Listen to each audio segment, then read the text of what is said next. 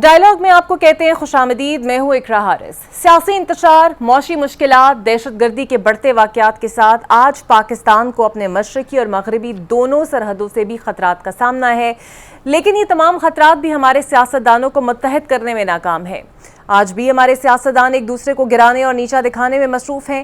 India ہمارا پانی بند کرنے کے مشن پر ہے اور ہم آج بھی اس بات پر گتم گتھا ہیں کہ نئی نہریں بنیں گی یا نہیں، یا کون سا صوبہ کس کے پاس پانی پہ ڈاکہ مار رہا ہے۔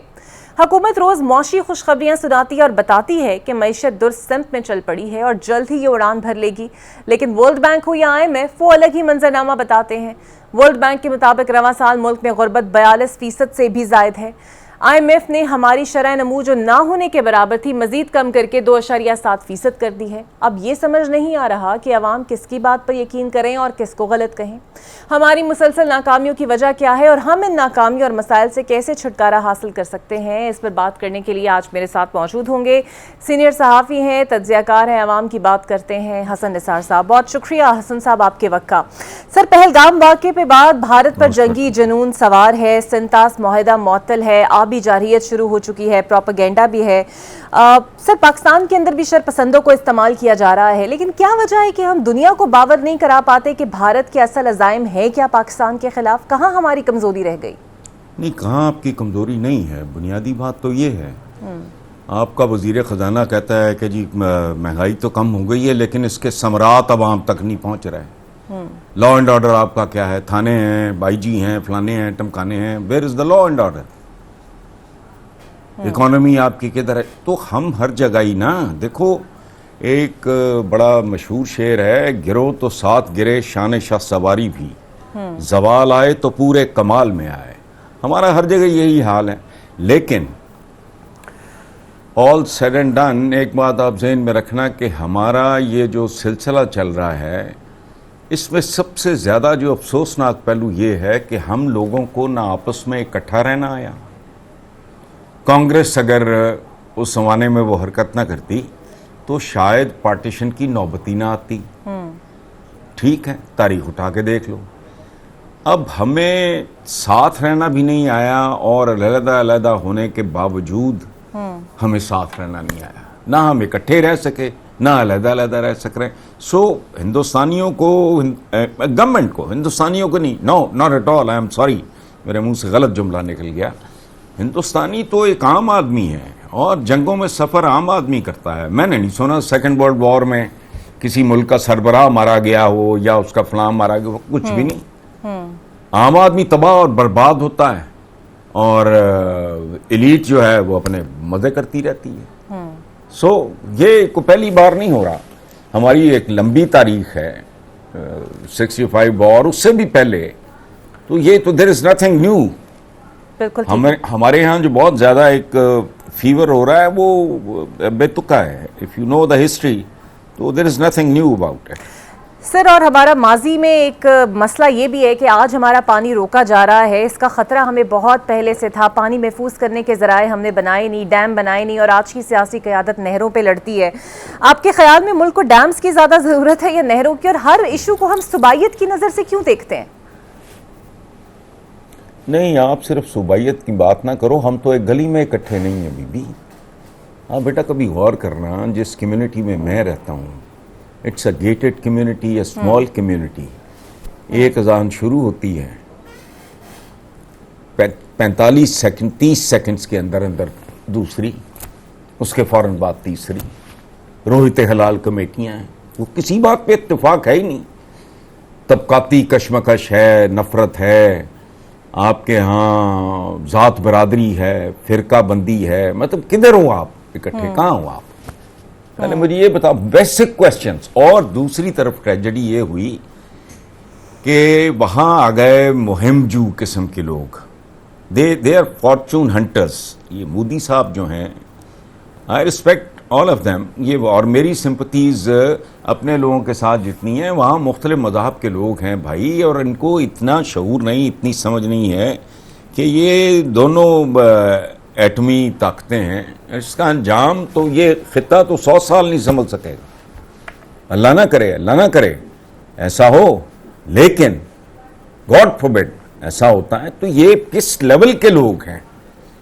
انہوں نے نہ کوئی لمبی چوڑی تفصیل میں گئے، with in a few minutes FIR بھی درج، فلانا بھی درج، الزام بھی درج. یہ کہاں کی اسٹیٹسمین شپ ہے؟ لیکن بہرحال یہ ہمارے مقدروں میں، میں نے کہا نا، ہم صدیاں ساتھ رہنے کے باوجود ساتھ نہیں رہ سکے، علیحدہ ہوئے تو علیحدہ رہنے میں سکون نہیں ہے. عام آدمی کی زندگی تباہ اور اجیرن ہوگی، یاد رکھنا. بالکل ٹھیک. وہاں اور یہاں ایلیٹ کی صحت پہ کوئی فرق نہیں پڑنا. بالکل صحیح. سر، میاں نواز شریف پہلگام واقعے پر ابھی بھی خاموش ہیں اور اس سے پہلے بھی کسی سیاسی معاملے پر ایکٹیو نہیں ہوئے. ان کی پارٹی بڑی کوششیں کر رہی ہے کہ وہ کسی نہ کسی طرح کوئی بیان مخالفت میں دیں، بٹ ایسا ہوا نہیں. تو کیا انہوں نے جان بوجھ کر یہ خاموشی اختیار کی ہوئی ہے، یا واقعی اب وہ ان کی سیاست، ان کے بیانات سب ماضی کا قصہ ہو چکے ہیں؟ نہیں بیٹا، جان بوجھ کے والی جو بات آپ کر رہے ہو، تو جان بوجھ کے علاوہ کیا ہے؟ ان کی زبان پہ لکنت آ گئی ہے. مطلب وہ ہکلاہٹ کا شکار ہیں، ان کے دانتوں میں درد ہے، تو جان بوجھ کے ہی ہے. ہی از اوائڈنگ، بائی پاس کر کے گزر رہے ہیں. اس کی وجہ ہے ان کے اپنے مفادات ہیں، ان کی اپنی دنیا ہے، جس سے پاکستان کا عام شہری، جس نے شیر آیا کر کے ان کو سر پہ چڑھایا، اس کے تو فرشتوں کو بھی نہیں پتا کہ ہوا کیا ہے. اور دوسری بات، اب میں پازیٹو بات کرنے لگا ہوں میاں نواز شریف کے ہی بارے میں. ایسے ماحول میں، ایسی صورتحال میں جلتی پہ تیل ڈالنا کوئی دانشمندی نہیں ہوتی. یہ یاد رکھنا. اس میں قصور کی بھی بات نہیں ہے. انہوں نے جو جھک ماری ہے، with in a few minutes سارے نتیجوں میں پہنچ گئے تو پاکستان کو ولن قرار دے دیا. اسٹوپڈ. بٹ ایون دین یہ کروڑ ہاں لوگوں کی، دو 4 5 10 20 کروڑوں کی نہیں، یہ پورے خطے کے لیے.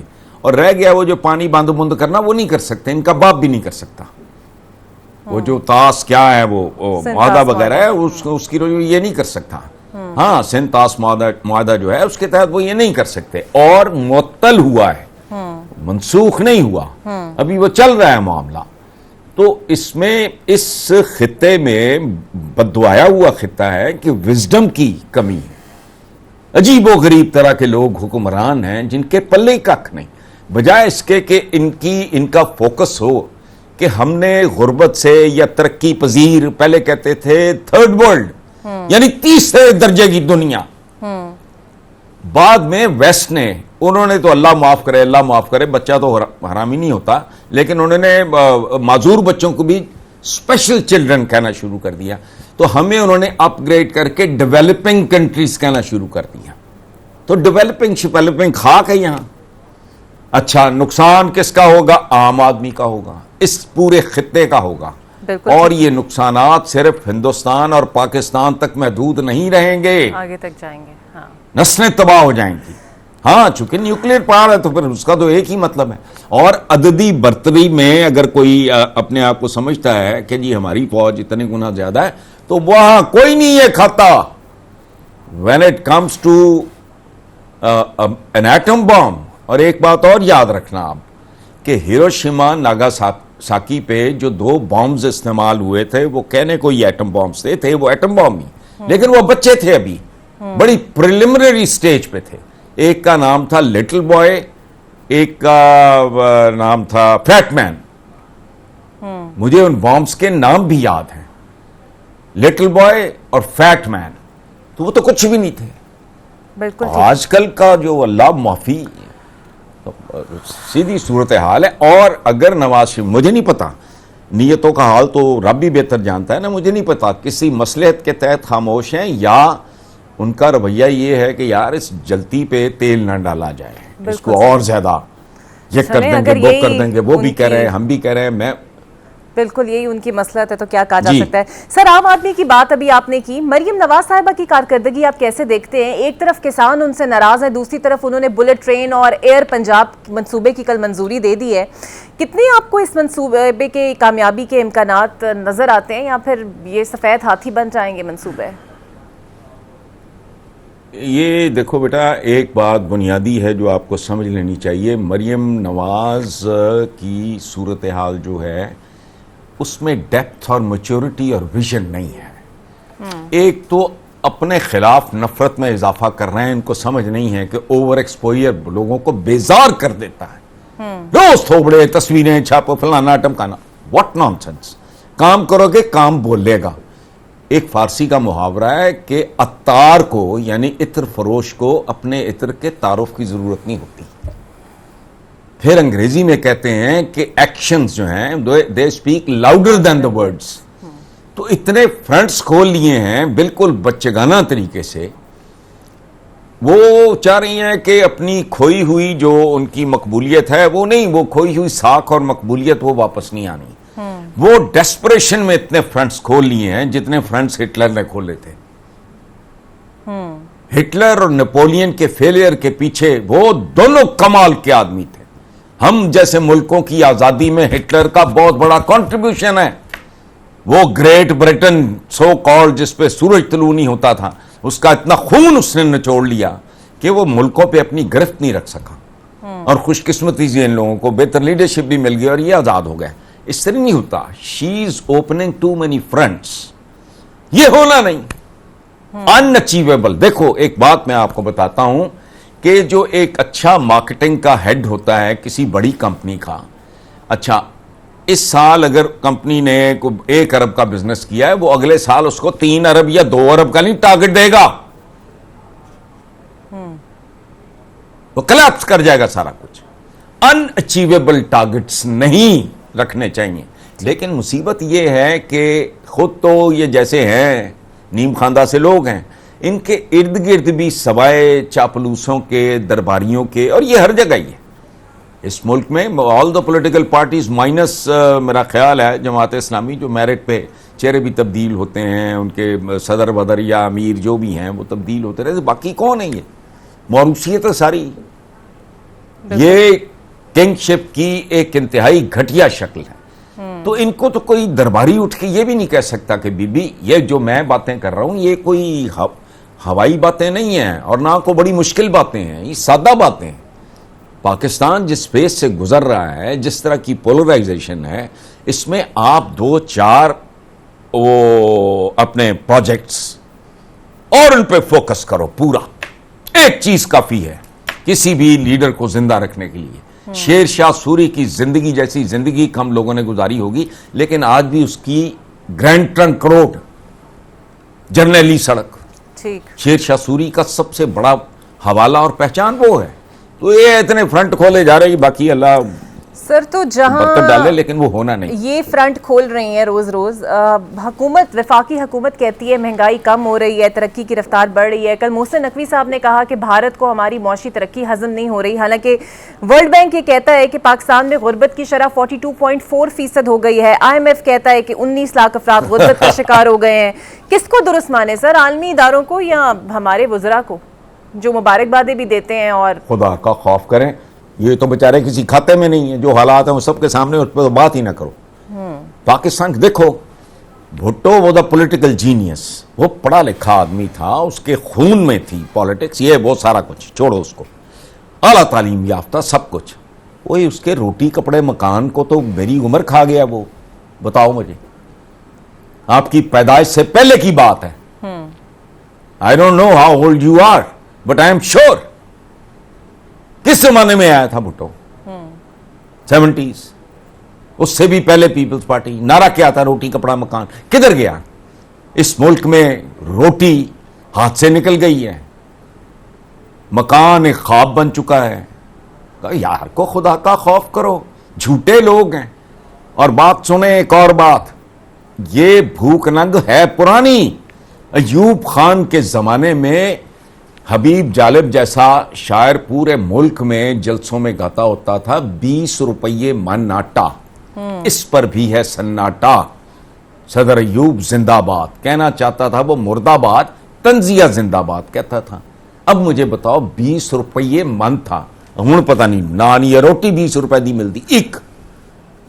تو یہ ملک ڈے 1 سے کس سے کہانیوں پہ. یہ نواز شریف کیا ہے, پیلی ٹیکسی کتنے ہے, نہ نیلی نہ پیلی نہ کالی نہ ہری, ہے ہی نہیں. کدھر گئیں وہ؟ اوپریں کھا گئی, ٹیکنالوجی کھا جاتی ہے. کہانی اور ہے, قرض اتارو وہ ملک سنوارو, قرض 7ویں آسمان پہ پہنچ گیا. اس وقت یہ کیا کیا لوگوں کو لالی پاپ دیا تھا کہ آپ ہمیں چندے چندے ڈونیشن دیں, یہ کریں وہ کریں تاکہ ہم قرض اتاریں اور پھر ملک سنواریں.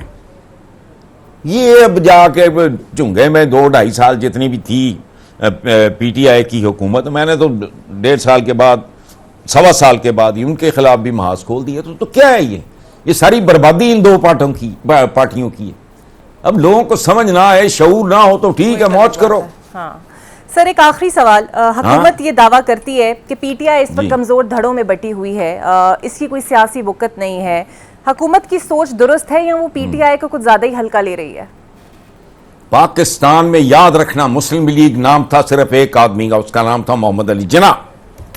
ان کے گرد گھوما سارا کچھ. آپ کا خیال ہے نواب زادہ لیاقت علی اور فلانے ٹمکانے اور ٹمانے شوانے, یہ بے عقل کرو. پیپلز پارٹی میں آج بھی بھٹو بکتا ہے. سب سے بڑا ثبوت کیا ہے؟ بیٹی وزیر اعظم بنی, داماد دوسری بار صدر ہے, اور بلاول ٹیکنیکلی سپیکنگ پدری معاشرہ ہے تقریباً ساری دنیا میں. تقریباً نہیں ہے ہی پدری معاشرہ, باپ شناخت ہوتا ہے. بلاول زرداری ہے, بھٹو ٹھوسنا پڑا بیچ میں. اسی طرح P T I means Imran Khan and that's all.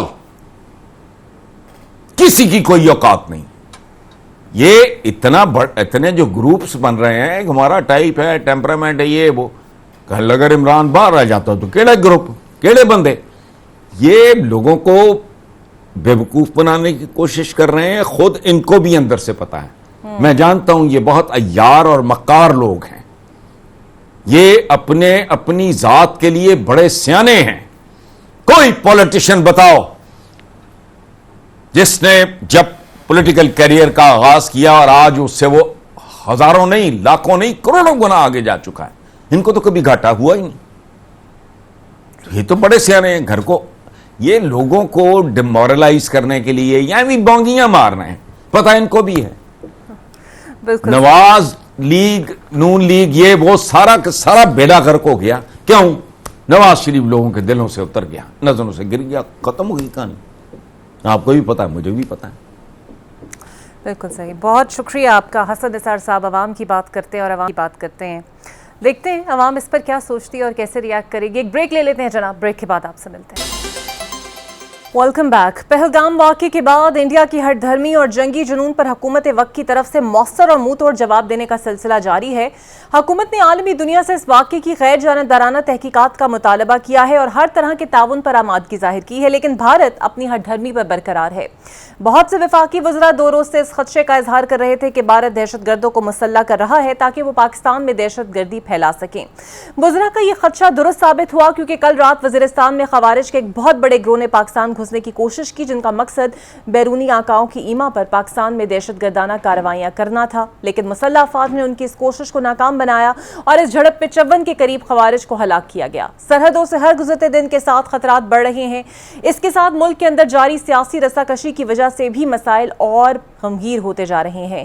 Opposition اور حکومت اس اہم مسئلے پر اتفاق رائے پیدا کرنے کے بجائے ایک دوسرے پر تنقید کر رہے ہیں. بھارت پاکستان کا پانی بند کرنے کی کوششوں میں ہے اور ملک کے اندر تاحال نہروں کے معاملے کو لے کر دھرنوں اور سڑکوں کی بندش کا سلسلہ جاری ہے. ان موضوعات پر بات کرنے اور حکومتی موقف جاننے کے لیے میرے ساتھ موجود ہوں گے وفاقی وزیر اور نون لیگ کے سینئر رہنما کیسر احمد شیخ صاحب. بہت شکریہ کیسر صاحب آپ کے وقت کا. سر, پہلگام واقعے پہ ہم نے غیر جانبدارانہ تحقیقات کی پیشکش کی اور وزیر اعظم نے کہا کہ امن کی خواہش کو ہماری کمزوری نہ سمجھا جائے. آپ کو نہیں لگتا کہ جب پوری قوم کو پتا ہے کہ اڑی کیمپ سے لے کر پلوامہ تک بھارت کے ڈرامے اور بھارت کا پروپیگنڈا اور رویہ ہمیشہ سے یہی ہوتا ہے, تو پھر اس سوال کی ضرورت کیا تھی؟ الرحمن الرحیم. دیکھیں, جو کچھ بھارت کرتا رہا ہے وہ سب کو بڑا عیاں ہے, پوری دنیا اس سے واقف ہے. کسی قسم کا انہوں نے ثبوت نہیں دیا, اور جب بھی کوئی ان کا واقعہ ہوتا ہے وہ سیدھا بغیر سوچے سمجھے چند 2-4-10 منٹ میں ہی وہ پاکستان کے اوپر اس کا الزام لگا دیتے ہیں. تو دنیا نے تو اس بات کو ایکسیپٹ نہیں کیا نا. آپ دیکھیے کہ آج یو این کی سلامتی کونسل میں بھی بات ہوئی, وہاں پہ بھی وہ بات اپنی نہیں منوا سکے. تو اور بھی کسی ملک نے ان کی کھل کر اس بات پہ بھی سپورٹ نہیں کی. میرے نالج میں کوئی ایک ملک بھی نہیں ہے جس نے ان کی اس بات کو انڈورس کیا ہو. کیونکہ دیکھیں, اور ہم نے جو پرائم منسٹر صاحب نے جو کہا ہے کہ جس قسم کی آپ چاہتے ہیں کہ نیوٹرل کوئی دنیا کے جو قابل اعتبار ادارے ہیں ان کے تحت کوئی کہتا یہ ضروری تھا کہ دنیا میں، کیونکہ دیکھیں نا ان کا پروپیگنڈا ہے، بہت زیادہ انڈین پروپیگنڈا وہ کرتے ہیں. اور حالانکہ ہمارے ہاں جعفر ایکسپریس کا جو واقعہ ہوا اس میں ہم نے بڑا ایک جو ہے ہم نے میچورڈ طریقہ کار کیا. ان کی حکومت تو دیکھیں نا بہت پرانا ان کی حکومت ہے، انڈیا جو ہے بہت پرانی مملکت ہے.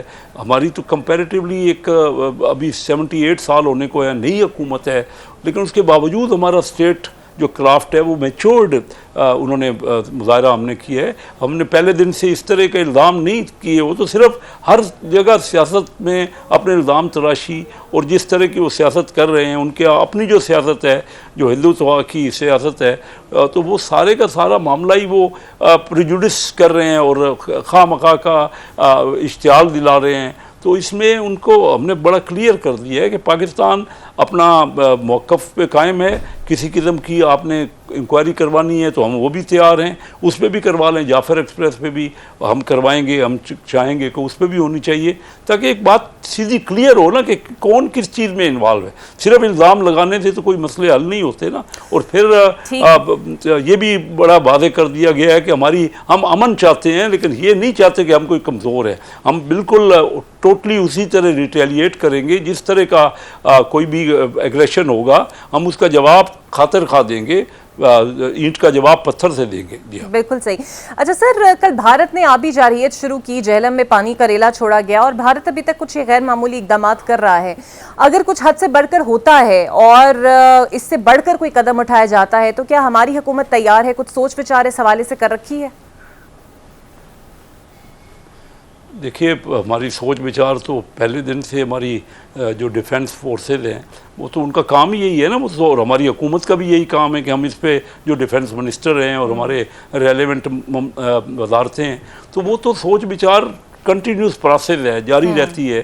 اور جس طرح کا ہم نے کلیریفائی کر دیا کہ اگر اس پہ انڈس بیسن جو ٹریٹی ہے جس کی گارنٹی ورلڈ بینک نے دے رکھی ہے، اگر اس میں کسی قسم کا کوئی انڈیا کی طرف سے وائلیشن ہوتی ہے اور یونیلیٹرل کوئی ایکشن ہوتا ہے تو ہم سمجھیں گے کہ پاکستان پہ حملہ ہے. اور ہے حقیقت، جب آپ پانی بند کر دیں گے، ہمارے لوگوں کو سارا در و مدار ہی اسی پانی پہ ہے. انڈس کا بیسن ٹریٹی جو ہے وہ ایک مشترکہ سمجھوتا ہے اور وہ تو ایک کلیئر کٹ انڈیا کو بڑے واضح طریقے سے سمجھا بھی دیا ہے اور پتہ بھی ہونا چاہیے. اس میں تو کوئی ابہام ہے نہیں نا. بالکل صحیح.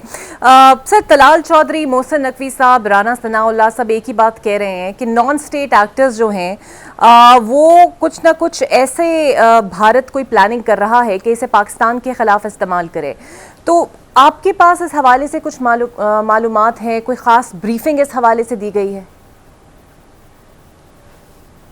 ابھی تک دیکھیے ہمارا کوئی کیبنٹ کا اجلاس نہیں ہوا جب سے یہ حملہ ہوا ہے، اور انشاءاللہ اگلے 2-3 دنوں میں کیبنٹ اجلاس ہوگا، اس میں بریفنگ ضرور ہوگی. فارن آفس کی طرف سے اور حکومت کی طرف سے آفیشیل بریفنگ ہوگی اور اس پہ جو ہے اپروپریٹ فیصلے ہوں گے کیبنٹ میں. ابھی تک اسپیشل ایک سیکورٹی کونسل کی جو میٹنگ ہوئی ہے، لیکن کابینہ کی میٹنگ اس مسئلے پہ نہیں ہوئی ابھی تک. اچھا سر، اب نون لیگ اور پیپلز پارٹی میں نہروں کا مسئلہ حل ہو گیا ہے؟ کیونکہ پیپلز پارٹی کی طرف سے تو تاثر یہی ہے کہ اب چولستان نہر کسی صورت نہیں بنے گی. دیکھیں وہ پہلے دن سے دیکھیں ایک بات طے ہے کہ ہم نے مل کے فیصلہ کرنا ہے. یعنی کیونکہ ہمارے دونوں کے مشترکہ ووٹوں سے یہ حکومت بنی ہوئی ہے، دونوں پارٹیوں کے. کوئی ایک پارٹی کی اس پوزیشن میں نہیں ہے کہ وہ تنہا یہ حکومت بنا سکے. اور اس لیے ہمارا آپس میں بات چیت، گفت و شنید ہر معاملے پہ تقریباً ہوتی ہے. اس معاملے پہ بھی پہلے کچھ گفت و شنید ہوئی، اگر کوئی اس میں اختلاف ہوا تو بیٹھ کے ابھی میاں صاحب نے انہوں نے کوئی انا کا معاملہ نہیں بنایا. انہوں نے کہا جی فوری طور پہ ایک بار بند کر دیا جائے، کیونکہ ہم سمجھتے ہیں کہ فیڈریشن جو ہے ملک کا، جو فیڈریشن اور سارے چاروں صوبوں کا اتحاد سب سے امپارٹنٹ ہے.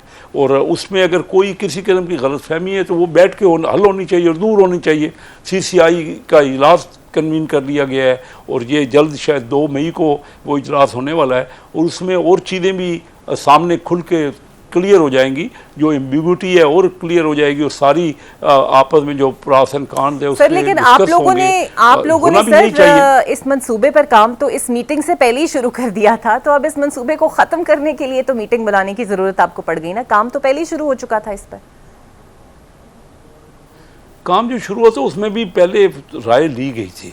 अब आपको तो इस बात को अब ज़्यादा कई बार बात हो चुकी है कि पहले भी कंसेंट के बाद ये शुरू हुआ था, लेकिन अगर कोई उसमें मामलात में देखिए, सियासत कोई अटल फैसले नहीं होते, हम अवामी सियासत करते हैं, और अगर किसी किस्म की कोई रेजिस्टेंस है, कहीं से कोई मुतालबे आ रहे हैं, तो उन पर बाकायदा गौर होना चाहिए। पॉलिटिशियन यही करता है, हम कोई ये नहीं करते कि हम कोई अना का मामला बना लें या हमारी कोई उसमें कोई फ़र्क पड़ता है। पॉलिटिशियन को अपने फैसलों को बिल्कुल हर वक्त रिव्यू करना चाहिए। तो पहले भी इस पर राय हुई थी, लेकिन उसके बाद क्योंकि इख्तलाफ खुल के सामने आ गया, तो मियाँ साहब ने अपने तौर पर ही इसको कहा कि एक बार फौरी तौर पर इसको रोक दिया जाए, और बैठ के CCI जो असल है काउंसिल ऑफ कॉमन इंटरेस्ट, उसमें डिस्कस किया जाए, जो कि इसका फोरम है। तो इस फोरम पे बाकायदा फर्दर डिस्कस होगा अगर कोई किसी किस्म का कोई इबहम इसमें है, और सारी चीज़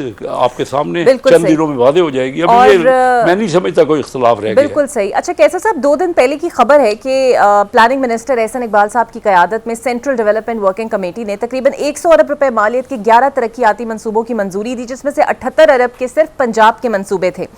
और इससे पहले एक दिन खबर आई कि हुकूमत 178 तरक्याती मंसूबे अगले बजट से उन्होंने निकाल दिए हैं, क्योंकि IMF ने सूबाई नौइयत के मंसूबों को वफाकी अखराजात करने से मना किया है।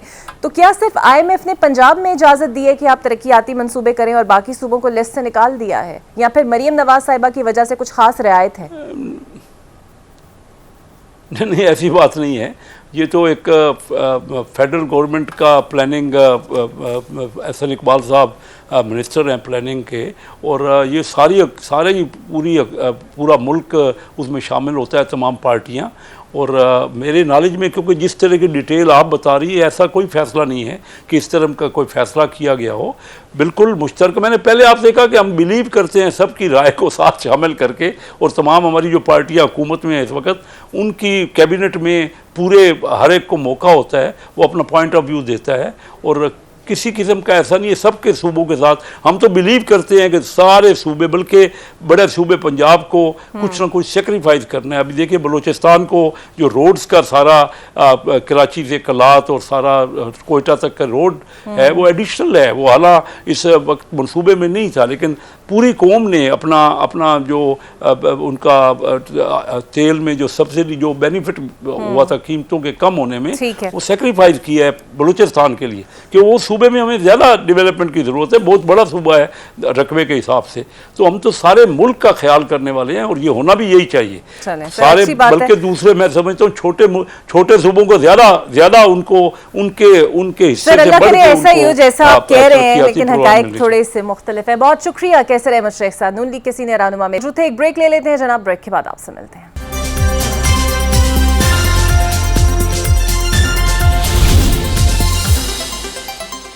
Welcome back. पहलगाम वाक़े और इंडिया की हठधर्मी भी पाकिस्तान के सियासतदानों को मुत्तहद नहीं कर सकी।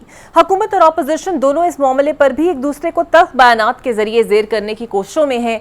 वज़ीर आज़म ने आलमी दुनिया को इस वाक़े की तहकीकात कराने और हर तरह के ताउन की पेशकश की, तो इस पर अपोजिशन लीडर उमर अयूब ने शहबाज शरीफ को आड़े हाथों लिया और कहा कि वज़ीर आज़म की तकरीर को हथियार डालने और बुज़दिली के तौर पर याद रखा जाएगा। उमर अयूब शायद ये भूल बैठे हैं कि खुद पुलवामा अटैक के बाद बानी PTI ने भी भारत को इसी तरह की पेशकश की थी।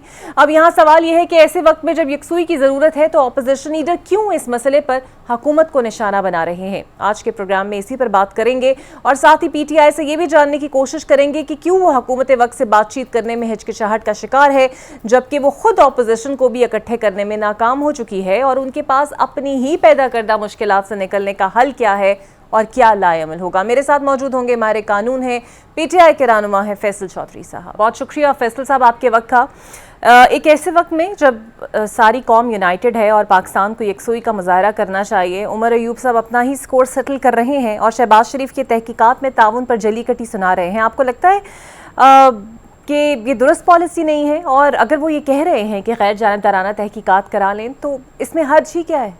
देखिए उमर अयूब साहब की तरफ से अगर एक ओपिनियन आती है तो उसको इस तरह से कंस्ट्रू करना कि शायद वो पाकिस्तान के दिफा के लिए या मौजूदा सूरत हाल में एक अलग लाइन लेना है, ऐसी बात नहीं है। उनका एक राय है, वो राय का इजहार कर रहे हैं, अपोजिशन लीडर हैं, उनका पूरा इस्तेकाक है। इसी तरह से इंडिया में भी आपने देखा है कि मुख्तलिफ आवाजें आई हैं जिसमें जंग की मुखालफाना रवैया भी अपनाया गया है, और वहाँ पे कर्नाटका के सीएम ने जो सिक्योरिटी लैब्स है उसके ऊपर में बात की है। सो ये चीजें जो होती हैं इनको स्ट्रिक्टर सेंस, अगर आप ये कहें कि हर कोई एक ही बोली बोलेगा, यूनिफॉर्म जो है कोई या रेजिमेंटाइजेशन हो जाएगी ओपिनियंस की, तो ये नहीं हो सकता। इसलिए जो है मुख्तलिफ आवाजों को आना चाहिए, उससे समटाइम्स बेहतरी ऑप्शंस मिल जाती हैं। और क्योंकि हुकूमत जो है वो भी अपोजिशन को उस तरह से, जो मौजूदा हुकूमत है उसकी बहुत जिम्मेदारी बनती है कि वो तमाम एतमाद में ले, और जेल के अंदर और जेल के बाहर और वान के अंदर वान के बाहर तमाम लोगों को जो है एतमाद में लें और एक पॉलिसी ऐसी दें जिससे पाकिस्तान से यूनिफिकेशन एक मैसेज है। बिल्कुल ठीक। और अगर अब हुकूमत एपीसी बुलाती है तो क्या पीटीआई इसमें शिरकत करेगी या फिर से बानी की प्रेजेंस की शर्त रखी जाएगी? देखिए अगर तो संजीदा एपीसी करनी है तो फिर हुकूमत को बड़ेपन को मुजाहरा करना चाहिए और इमरान खान साहब को इस एपीसी में शमूलियत के लिए आमादा भी करना चाहिए। और इमरान खान की शमूलियत से जो पाकिस्तान में जो एक सियासी मैसेज है वो अक्रॉस द बोर्ड बहुत तगड़ा जाएगा, क्योंकि चाहे वो किसी को पसंद हो ना पसंद हो, वो पाकिस्तान की सबसे पॉपुलर रहनुमा है, फॉर्मर प्राइम मिनिस्टर है, पाकिस्तान की सबसे बड़ी सियासी आवाज की के जो है वो उनके जमात की है, उनके लोगों की है। लिहाजा जो सूरत हाल है इस वक्त मुल्क की सलामती की, मेरी राय में तो बिल्कुल उनको पैरोल पर रहा कर देना चाहिए। ना सिर्फ उनको बल्कि लाहौर में मुक़य्यद पाकिस्तान तहरीक इंसाफ की जो लीडरशिप है उनको भी रहा करके तो मुल्क की सलामती के लिए सबको इकट्ठा होना चाहिए। इससे पॉजिटिव मैसेज आता है। और ये जो पॉलिटिकल क्रिबिंग है या इस वक्त हमारे अंदरूनी अदम इस्तेहकाम है सियासी, उसमें बेहतरी आएगी।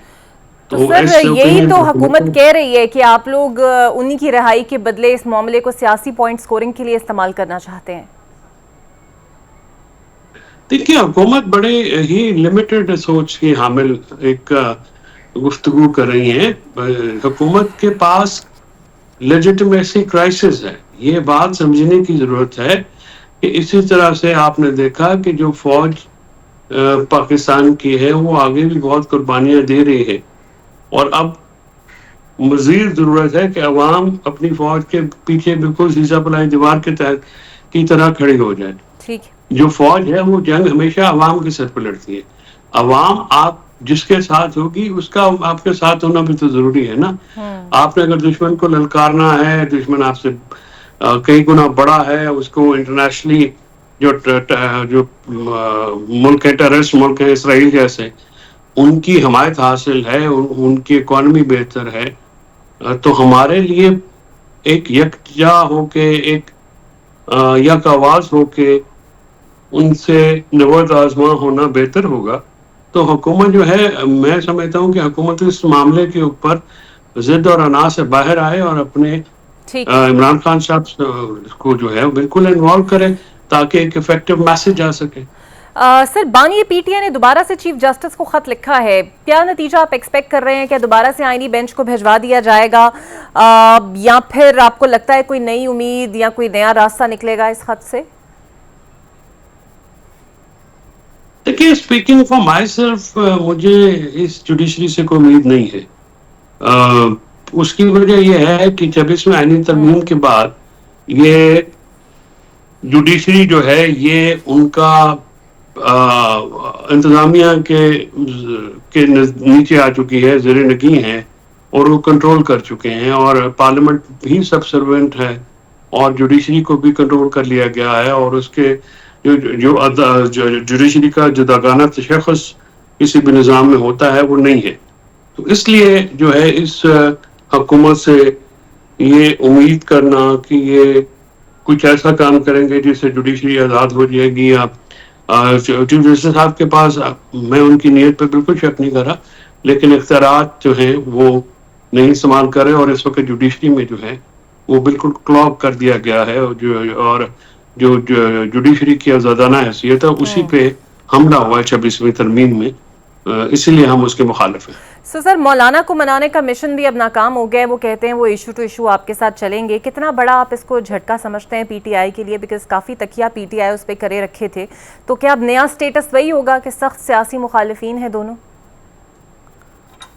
نہیں، ایسا تو نہیں ہوگا. ظاہر ہے تعلقات میں جو کشیدگی تھی اس میں بہت حد تک کمی آ چکی ہے، لیکن میں سمجھتا ہوں کہ جو باہر موجود پولیٹیکل لیڈرشپ ہے پی ٹی آئی کی، اس کی یہ ناکامی تو ضرور ہے کہ وہ اپوزیشن کا اتحاد قائم نہیں کر سکی، اور مولانا صاحب کے ساتھ ان کے وقت بھی انہوں نے دیا، اور کافی حد تک جو ہے معاملات جو ہیں مولانا صاحب کا یہ ان کی جماعت سے عمران خان صاحب کی طرف سے اسٹیبلشمنٹ سے کیٹیگوریکل یہ بیان دینا کہ میری ان سے کوئی بات چیت نہیں ہو رہی، اس کے بعد انسسٹ کرنا تو زیادتی ہے. لیکن میں سمجھتا ہوں کہ جو پولیٹیکل تحفظات ہیں ان پہ جواب دینا چاہیے تھا، اور اس چیز کو جو ہے ہماری جماعت کی جو لیڈرشپ ہے وہ سمجھ نہیں سکی.